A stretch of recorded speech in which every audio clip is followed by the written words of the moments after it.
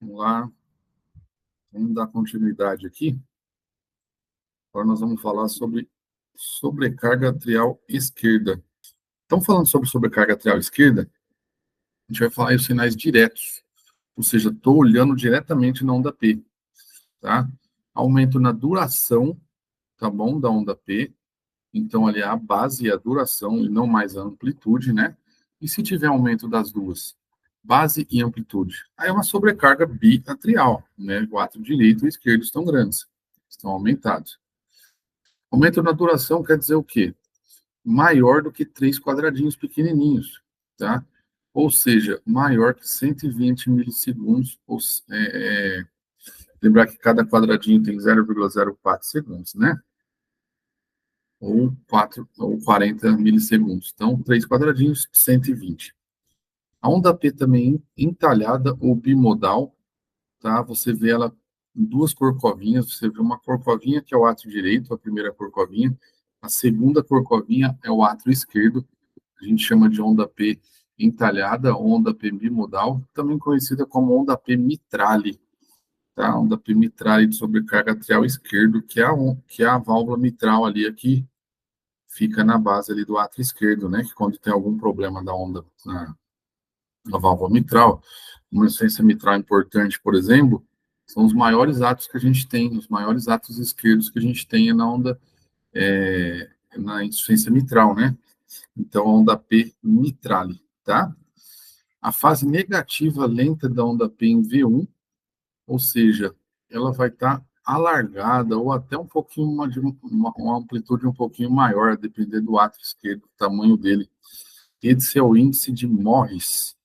Escreve Morris, a gente acaba falando Morris ou Morris, fica aí a seu critério como quer chamar. O índice de Morris, lembra que em V1 a gente tinha lá um componente positivo e um componente negativo da onda P? Então, o Morris é quando a onda P, o componente negativo, ele é maior. O componente positivo, faltou voz aqui. O componente positivo é o átrio direito, o componente negativo é o átrio esquerdo. Então, se eu tiver um aumento na duração aí da onda P na fase negativa, eu tenho um índice de Morris aí positivo, tá bom? E o índice de Macruz, conforme eu já falei para vocês, maior que 1,7, né?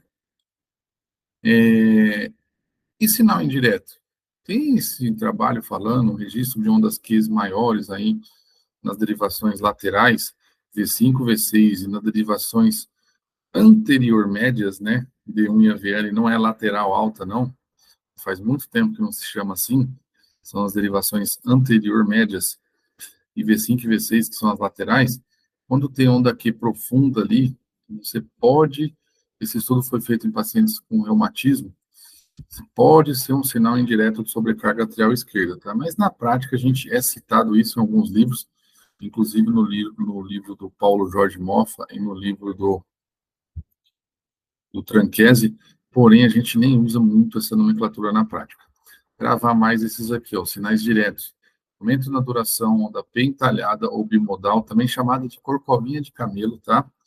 Fase negativa aumentada da onda P em V1, índice de Morris, e aumento do índice de Macruz por conta de que a base da onda P vai estar maior, o numerador maior o índice de Macruz. Lembrar que índice de Macruz é o valor da base da onda P, ali da duração da onda P, sobre o segmento, e não intervalo, tá? Segmento PR.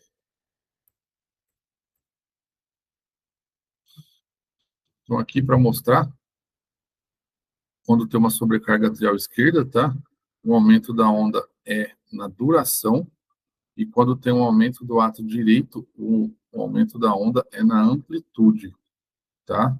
Lembrar que sobrecarga atrial direita precisa ter maior que 2,5 milímetros. Aqui, por exemplo, nesse exemplo que ele deu, tem 4. E sobrecarga de átrio esquerda tem que ser maior que 120 milissegundos ou 120 milímetros. São 3 quadradinhos, né? Outra coisa, o índice de Macruz, para reforçar aqui, ó, é a base da onda P sobre o segmento PR, que é esse aqui que eu estou passando o pointer. Se o índice de Macruz está reduzido, o que eu estou querendo dizer? Que a onda está crescendo para cima e não crescendo a base, que o numerador o numerador está reduzindo. Então, a base da onda P, né, como vocês podem ver aqui, ela vai estar reduzindo, tá? E aí, ó, eu consigo fazer um índice de Macruz no numerador base de onda P, denominador segmento PR, índice de Macruz reduzido, sobrecarga atrial direita, índice de Macruz aumentado, sobrecarga atrial esquerda. Isso é até importante para a prova, tá? Na prática, a gente acaba vendo só as características morfológicas da onda P, e se ela tem mais de 2,5 quadradinhos para cima e mais de 3 quadradinhos na base. Tá? Mas o índice de Macruz é importante para quem for fazer prova de elétrico, para vocês saberem também, né? Para complementar. Então, vamos ver alguns exemplos aqui. Aqui, ó, por exemplo, nós vamos ver vários exemplos agora, tá? Ó, onda P pontiaguda, aumentada para cima. Olha D2 e V1, ó. V1 ajuda bastante. Ó, o componente positivo de V1, que aqui está aumentado. Então, quem que é o componente positivo de V1? Átrio direito, né? Então, ó, apiculada aumentada em amplitude, sobrecarga atrial direita, tá? Aqui é uma sobrecarga o quê? Ó, componente negativo da onda P que está aumentado, e aqui é o componente de voltagem, tá vendo? Então, nós temos o que aqui? Uma onda P apiculada, aumentada na voltagem, na amplitude, e aqui uma onda P grandona aumentada no valor negativo dela.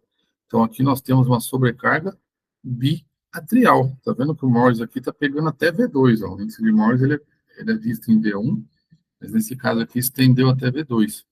Então, aqui nós temos uma sobrecarga de átrio direito e esquerdo, uma sobrecarga biatrial, tá? Aqui é para mostrar o sinal de Penhalose-Tranchese, né? A gente falou na outra aula, sobrecarga de átrio direito, não, sinal indireto, ao V1 pequenininho, de repente o V2 cresce absurdamente, tá? Isso é o sinal de Penhalose-Tranchese, que é um sinal de sobrecarga atrial direito. E nós temos aqui também, ó, uma onda Pzinha querendo entalhar, talvez está formando um comecinho de sobrecarga atrial esquerda, que é, tá vendo aqui o entalhezinho aqui em D2? Parece que a onda P está querendo formar aquela corcovinha de camelo, aquela onda P bífida, né, que a gente chama. Então, pode ser que está formando um complexo, uma sobrecarga biatrial, né? Aqui também um outro exemplo, mostrando a base da onda P mais alargada, ó. Aqui não dá para vocês verem, talvez, muito bem, mas contando aqui, tem em torno de 4 quadradinhos, a base da onda P vista aqui em D2, acima de 3 quadradinhos na base, já tem uma sobrecarga atrial esquerda. E aqui, ó, o índice de Morris, ó, o componente negativo da onda P querendo sobressair aqui. Índice de Morris positivo, tá? Isso aqui é um bloqueio de ramo esquerdo, nós vamos falar em uma outra aula. Aqui mostrando para vocês que nem sempre é fácil a gente conseguir fazer esse padrão de sobrecarga atrial. Às vezes a onda P está escondida, ela está muito próximo do QRS, a gente não consegue fazer a delimitação certinha, e às vezes a gente acaba usando, apelando aí para o sinal de Penhalose-Tranchese lá, né, que é o QRS pequeno em V1, aumentando bastante em V2, um sinal indireto aí de sobrecarga atrial direita, tá? Aqui para mostrar o índice de Morris, ó, olha a derivação V1, olha o tamanho do componente negativo da onda P. Tá vendo? Tá ali quase um quadradão inteiro, ó. Então, índice de Morris positivo, sobrecarga atrial esquerda. Tá bom? Aqui, ó, o V1, quem que está sobressaindo? O padrão, o componente, o primeiro aqui, ó, o átrio direito. Tem uma sobrecargazinha de átrio direito. Tá? A onda P aqui tendendo a apicular e crescer para cima. Tá bom? Então, isso aqui é só alguns exemplos para ilustrar, para a gente visualizar, né? O que eu tinha para falar sobre sobrecarga atrial esquerda é isso. E nos vemos na próxima aula